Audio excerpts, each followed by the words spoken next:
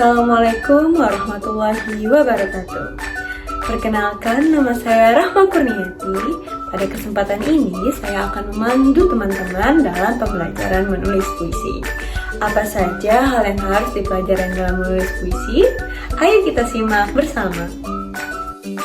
Terdapat beberapa materi yang akan kita pelajari pada hari ini. Dalam menulis puisi, tentunya kita harus mengetahui terlebih dahulu, pertama, apa itu hakikat puisi, kedua, definisi puisi, ketiga, unsur-unsur menulis puisi, keempat, langkah-langkah menulis puisi, dan terakhir, kita akan melihat contoh bagaimana puisi tersebut.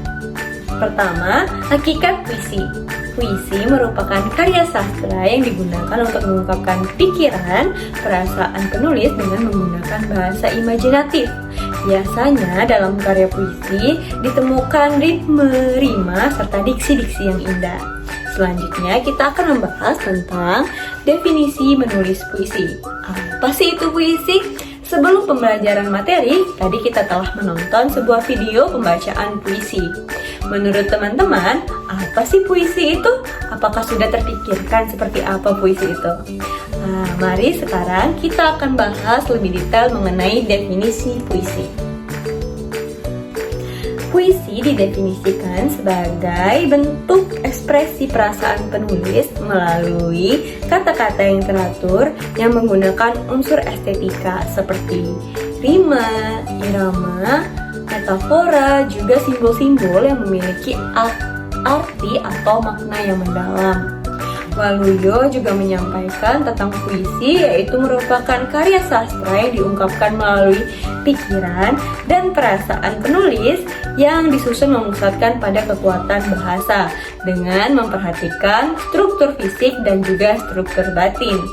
Selain Waluyo, ada juga Yono yang menyampaikan definisi puisi, yaitu karya sastra yang mengandung ungkapan perasaan penulis yang disalurkan melalui proses kreatif pada objek seni.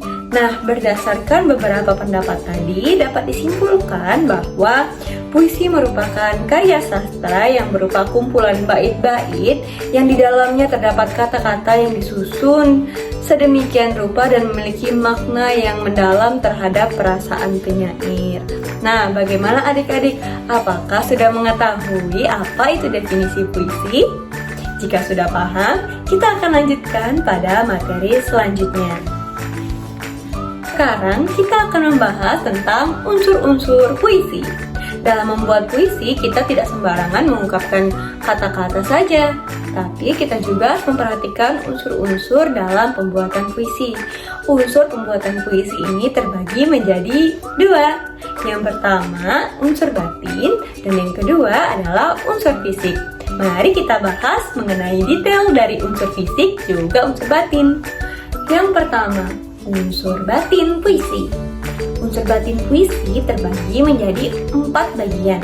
Yang pertama ada rasa, tema, nada, dan juga amanat. Rasa merupakan emosi atau suasana hati yang ada dalam puisi. Sedangkan tema merupakan ide atau gagasan utama yang ingin disampaikan penyair atau penulis melalui puisinya.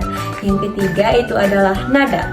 Nada ini merupakan sikap atau perasaan penyair terhadap tema atau pesan yang akan diungkapkan dalam puisi yang akan ditulisnya. Yang keempat adalah amanat.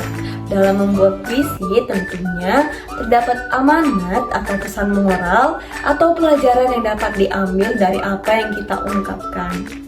Nah, itulah tadi 4 dari unsur batin puisi. Selanjutnya kita akan membahas tentang unsur fisik puisi. Apa saja sih unsur fisik puisi? Ayo kita cek. Nah, tadi kita sudah membahas dan mempelajari tentang unsur batin puisi. Terdapat 4 unsur batin puisi. Adik-adik harus diingat ya apa saja 4-4-nya. Nah, selanjutnya kita akan membahas mengenai unsur fisik puisi. Nah, terdapat 5 unsur fisik puisi. Yang pertama ada diksi, tipografi, rima, gaya bahasa, dan imaji. Yang pertama ada diksi. Diksi merupakan pemilihan kata yang tepat dan disesuaikan dengan suasana serta makna puisi. Lebih tepatnya, diksi ini adalah kata-kata yang kita gunakan dalam menulis puisi. Selanjutnya adalah tipografi.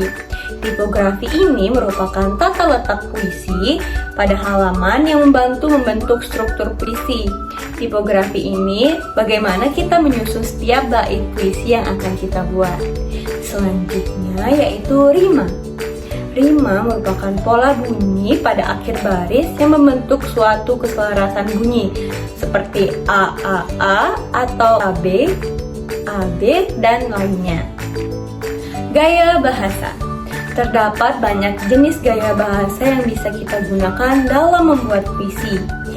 Hal ini berperan dalam menciptakan suasana yang lebih mendalam dalam puisi. Kita bisa menggunakan gaya bahasa metafora, personifikasi, dan banyak lainnya. Adik-adik harus mempelajari ya apa saja sih gaya bahasa yang cocok digunakan dalam puisi. Selanjutnya itu adalah imaji. Imaji merupakan pemilihan kata yang bertujuan untuk mengungkapkan indera penglihatan, seperti menggambarkan bagaimana secara realita terhadap makna puisi yang kita buat. Nah, tadi kita sudah membahas mengenai hakikat, definisi, juga unsur-unsur puisi. Adik-adik, apakah sudah pernah membuat puisi? Jika iya, apakah adik-adik ingat langkah-langkah dalam membuat puisi? Kita belajar bersama-sama langkah-langkah dalam menulis puisi. Yang pertama, menentukan tema atau ide. Dalam membuat sebuah karya tentunya dibutuhkan ide dan juga suatu gagasan. Tema atau ide dalam membuat puisi itu tergantung pada perasaan penulis. Mau tema cinta, sosial, diri sendiri atau personal, alam, atau apapun yang menarik bagi penulis. Nah, tips dalam membuat atau menentukan tema adalah kita harus memperhatikan kesesuaian tema ini dengan perasaan kita. Jadi nanti kita akan lebih mudah memilih diksi maupun metafora gaya bahasa lainnya dalam membuat puisi. Selanjutnya yaitu menentukan bentuk puisi. Pilih bentuk puisi, apakah menggunakan rim bebas atau irama bebas, soneta, ataupun bentuk lainnya. Nah, tips dalam menentukan bentuk puisi adalah kembangkan dan cari imajinasi. Pada tahap ini, penulis harus memilih kata-kata yang sesuai dengan tema atau ide yang telah dipilih sebelumnya.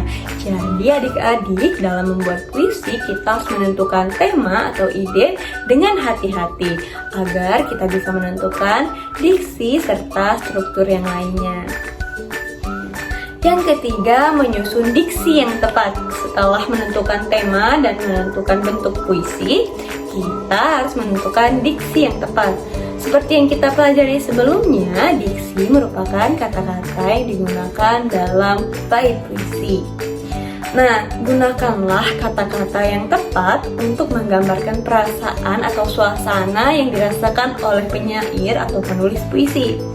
Dalam membuat diksi atau menyusun diksi yang tepat, terdapat tips yang bisa kakak berikan, yaitu susunlah setiap kata yang telah dipilih sebelumnya menjadi bait puisi. Perhatikan rima dan persamaan bunyi terhadap bait yang satu dengan bait yang lainnya agar puisi lebih indah dan lebih enak untuk dibaca. Selanjutnya, atau pada tahap yang keempat, kita harus membuat gambaran imajinatif. Buatlah gambaran imajinatif atau metafora yang kuat untuk memperkaya makna puisi. Maksudnya, kita harus mengimajinasikan dalam kepala kita seperti apa suasana yang menggambarkan puisi yang akan kita tulis. Sehingga dalam tulisan kita tergambarkan secara langsung perasaan dan juga apa yang kita bayangkan dalam menulis puisi tersebut. Nah, tipsnya bayangkanlah secara teliti apa yang adik-adik ingin sampaikan dalam puisi tersebut. Kelima, menyusun struktur puisi. Kata baris dan bait puisi harus dipertimbangkan dengan aspek visual dan juga bunyi. Sebelumnya kita sudah membahas tentang tipografi. Nah, disinilah kita bisa menyusun atau membentuk puisi seperti apa sih bentuknya dalam sebuah kertas. Dalam media kertas itu kita bisa meletakkan bait-bait puisi tergantung dengan keinginan kita dan bagaimana kita ingin mengungkapkan puisi dari bentuk-bentuk atau struktur puisi yang kita buat. Selanjutnya, membaca ulang dan merevisi. Ini merupakan tahap terakhir dalam menulis puisi. Setelah kita selesai membuat puisi, kita harus membacanya secara berulang untuk memperhatikan adakah kesalahan atau ketidakcocokan dalam bait yang satu dan bait yang lainnya. Nah, setelah ini kita harus melihat apakah perasaan yang kita bayangkan tadi tersampaikan secara jelas dalam puisi yang telah kita buat. Dan jadilah sebuah puisi yang tersampaikan mengenai perasaan dan pikiran, juga imajinasi kita dalam sebuah media kertas. Kita membahas mengenai hakikat, definisi, unsur-unsur, serta langkah-langkah menulis puisi. Tahap selanjutnya adalah mempelajari bagaimana sih bentuk puisi itu yang sebenarnya. Nah, di sini kakak sudah menyiapkan sebuah puisi yang berjudul Senja di Ujung Hari. Adakah adik-adik yang berani untuk membaca puisi ini dengan maju ke depan kelas dan membacakannya untuk teman-teman? Jika tidak ada, mari kita baca bersama. Senja di ujung hari, warna jingga menyapa pelan. Di ujung hari yang merindu tenang, langit bernyanyi, ombak berlari, semesta diam menanti malam. Bait-bait rindu terurai lembut, seiring waktu yang lambat berlalu.